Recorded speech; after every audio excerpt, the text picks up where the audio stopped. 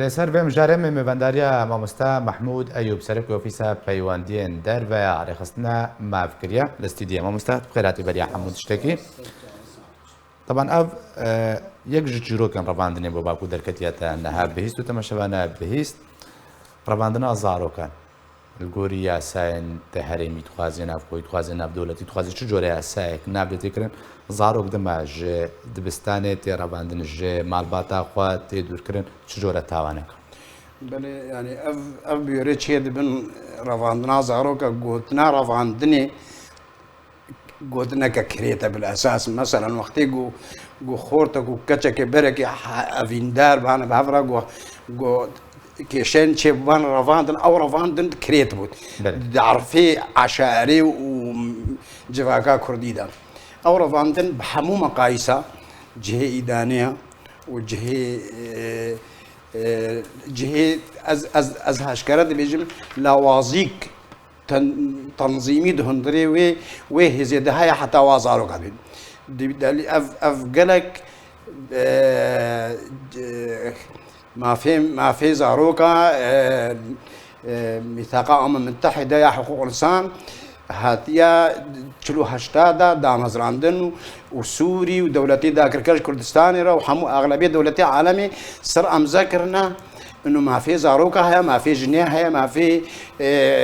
زلامه هيا ما في ملتها هيا ما في اقلياتها هيا ما في اديانها هيا ما في زاروكا هيا وحفاظ رابي رعايه صحيه ضمانه اجتماعي جوارا وعندنا خبكن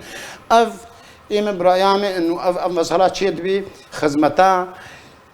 كردي ناكي خدمتها جفاكا كردي ناكي خدمتها شاروجا كردي ناكي اف دفي اف كافنا نما نتشكي نوع يعني نها في مسألة انه دي درازاتي دا عن شكافن دا اف في بارتي افكاري هاكريا مع الابتحلايا ام دبيجن ام هيفي ديكن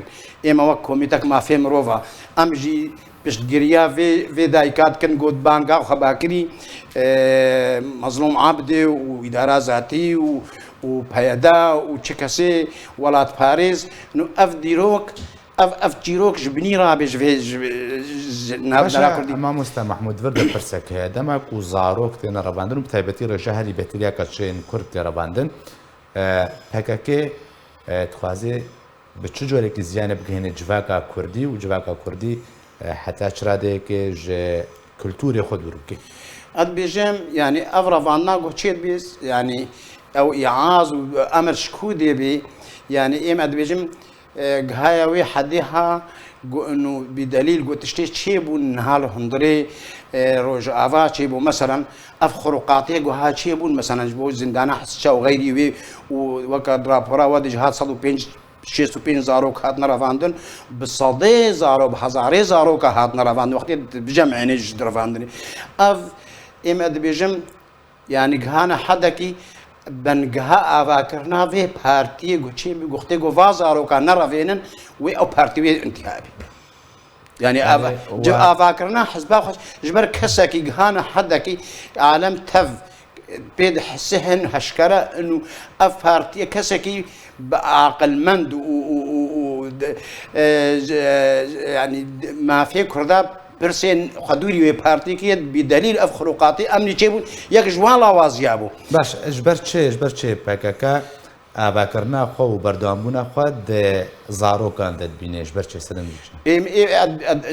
فين وقت استاكد كم ود بينج بر كسكي وكا قوتي عقل مند بي ولات باريس بي ديجي ما في كردان عربي يعني كسن هنا برجوانديفا دولتي ذاكر كرتشوا تركي بي او ايران بي او نظامي سوري بي تكليفا كسهنا انها ما بيمان تشيدبن يعني اف بيمانا قو تشيبو مؤامرات تشيبو ايرو روج قول رجعات شيبو اف حبسا حسشات شيبوي خروقاتنا امنينه يعني افي اعازات جوارتن يعني اما بيجم لوازيك هبو انه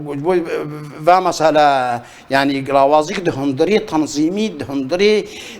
بيدي كامل دهبو اداره ذاتيه هبو حتى اف خروقاتها هي موزن تشيبون في شكلها فازاروكا وقت يدبن دكملين شخرا جيشكا يعني كسكي يعني ما وقتي از بيجم از مثلا يكتب يجي از برزانيما باو کار دبیجن برزان سر دیروگا که دبیجن اف حالات چه بوی کس ده هندری پیاده دو پکا که دش هنه في مسألة رفض دکن يعني في مسألة رفض دکن جبولو حاله که بانگی دوی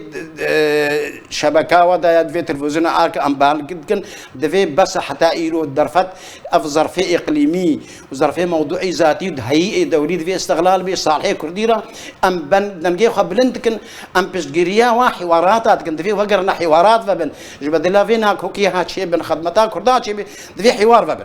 باشا قالك سباس جبوي مع مستر محمود ايوب سروكي اوفيسا بيواندين دربه عريخستنا ماف كوتم مربي قالك سباس